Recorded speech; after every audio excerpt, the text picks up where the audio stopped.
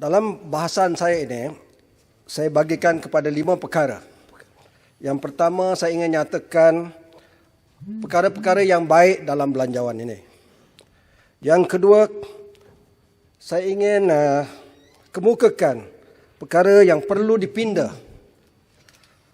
Dan yang ketiga, saya ingin nyatakan apa yang saya muskil, tak puas hati dalam belanjawan ini.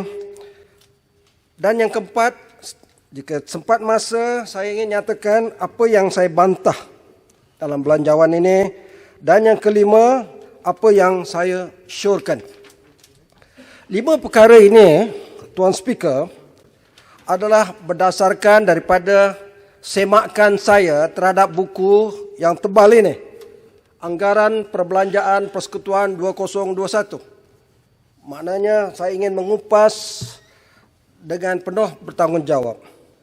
Yang pertama, saya secara ikhlas menyatakan dalam belanjawan ini yang telah dibentangkan ada yang baik, yang perlu disokong.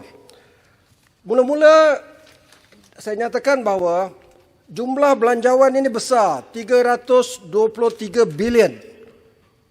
Jumlah yang besar itu bukan satu isu. Baik, dalam keadaan kita menghadapi pelbagai masalah sekarang, pandemik, COVID-19 dan sebagainya, yang jadi isunya ialah bagaimana wang sebesar itu diagih-agihkan. Bantuan kepada golongan B40 bagus, kepada nelayan, petani, penternak, pekerja. Program subsidi upah bagus, saya sokong. Program prihatin, penjana dan sebagainya. Benda yang baik ini kita sokong. Ada dalam belanjawan ini. Tetapi sekarang ialah apa yang saya sampai kepada perkara yang kedua. Apa yang perlu dipindah. Tuan Speaker, selepas mengkaji dokumen anggaran belanjawan ini, saya dapati bahawa peruntukan tabung COVID-19 hanya sekadar 17 bilion ringgit saja. Bagi saya, jumlah ini kecil, tak cukup. Daripada 323 bilion, 17 bilion saja untuk wang COVID. Merupakan lebih kurang 5% saja. Jadi saya ada cadangan, Timbalan Menteri Kewangan ada di sini. Kita bukan nak cari wang yang lain. Ada dalam peruntukan ini. Iaitu perbelanjaan perbelanjaan pembangunan sebanyak 17 bilion pembangunan.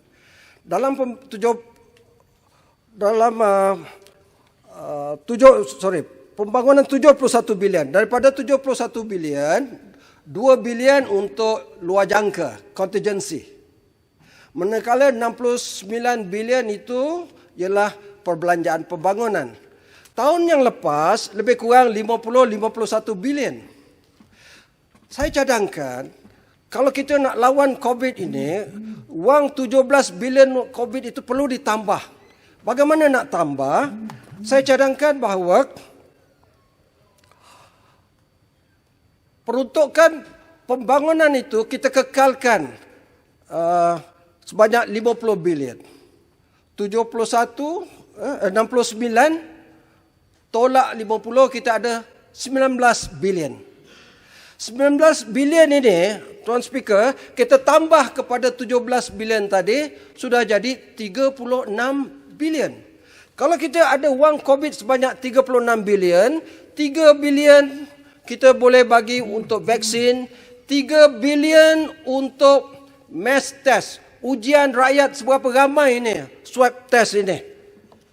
Kemudian, 10 bilion lagi kita upgrade tentang kesihatan, operasi kesihatan. Ada lebih 20 bilion lagi daripada wang COVID ini, kita boleh gunakan untuk teruskan subsidi upah. Kita bagi cash pada rakyat yang perlu. Dan kita bagi rakyat, pekerja-pekerja yang terjejas, supaya mereka tak payahlah keluarkan wang EPF mereka. Tak payah. Kalau kita dapat adjust, Kenapa tak perlu sangat belanjawan pembangunan sampai 71 bilion? Kerana pertama, dalam keadaan sekarang memadai dengan seperti tahun yang lepas, kerana pekerja sektor construction pun sekarang pekerjanya pun tak ada, dan pembangunan itu mengambil masa setahun, 2 tahun dan sebagainya. Jadi wang itu kita tumpukan kepada wang COVID itu. Itu perkara yang kedua yang perlu dipinda. Perkara yang ketiga, perkara yang saya muskilkan. Saya semak dalam buku yang tebal ini, anggaran belanjawan ini, pada muka surat 107. Perbelanjaan di bawah Jabatan Perdana Menteri. Timbalan Menteri lihat, di dalam muka surat 107 itu ada projek khas di bawah Jabatan Perdana Menteri sebanyak 1 bilion. Biar betul deh. Projek khas tu apa? Saya cari footnote nota kaki tak ada. Mana boleh. Wang sebanyak 1 bilion ini lebih besar daripada belanjawan setengah-setengah negeri dalam semenanjung kita. Jadi, saya minta kepada Menteri Kewangan, semak pula. Bukan kita terus nak tuduh apa-apa. Dalam pengulungan nanti, bahagian Jabatan Perdana Menteri, kena terang, 1 bilion projek khas ini projek apa? Kalau tak dapat jawapan yang jelas, kita kena tolak bajet ini. Yang kedua, Timbalan Menteri lihat ya, iaitu pada muka surat 155, saya jumpa lagi. Satu peruntukan di bawah Kementerian Keuangan sendiri. Pelbagai suntikan modal sebanyak 13.61 bilion. Hanya dalam satu garis saja. Satu baris, pelbagai suntikan modal 13.6 bilion. Ini modal apa ni? Suntik apa ni? Jadi kena jawab ini. Kalau tidak, tak boleh lulus bajet ini. Walaupun ada yang baik bajet ini bukan RM13, 13.61 bilion. Itu yang saya muskilkan. Saya tak tuduh apa. Saya bersangka baik. Minta jelaskan. Yang keempat, yang saya bantah. Ini bantah. Kalau yang saya bantah ini tidak diubah, saya beritahu dengan ikhlas, saya akan tolak belanjawan ini. Pertama ialah jasa. Sampai 85.5 juta di bawah Kementerian, apa nama kementerian ini? Komunikasi dan Multimedia. Lebih baik 85 juta itu kita bagi kepada radio dan televisyen Malaysia, RTM, supaya dia jadi RTM yang terbaik di dunia. Kita bagi duit itu kepada Jabatan Penerangan di daerah-daerah. Itu saya bantah. Dan lagi satu ni ada penjana, penggerak komuniti tempatan, 8.63 juta. Kenapa NGO ini saja dapat? Banyak NGO seluruh negara ini pun Timbalan Menteri, ini ada conflict of interest. Ada conflict of interest. Tuan Speaker. Teruskan. Yang kelima, apa yang saya syorkan. Yang saya syorkan dan saya minta. Ramai dah sebut, saya ulang semula. Iaitu moratorium. Bayar bank ini dilanjutkan penangguhan 6 bulan lagi. Kenapa?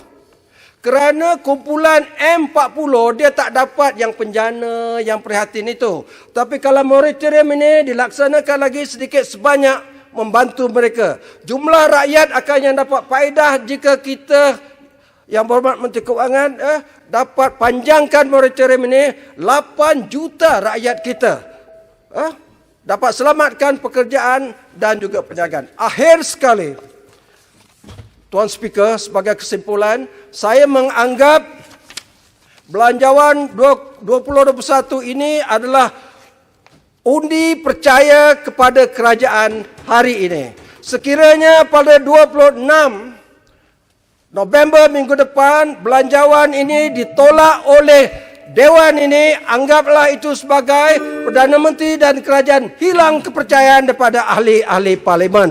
Jadi saya berharap kepada Menteri Keuangan, jika sayangkan kerajaan PN ini, daripada ditolak, buatlah pindaan. Dengar apa yang kami cakap apa yang kami tuntut, apa suara rakyat. Jika tidak, akan jatuh kerajaan ini pada 26 November minggu depan. Terima kasih Tuan Speaker.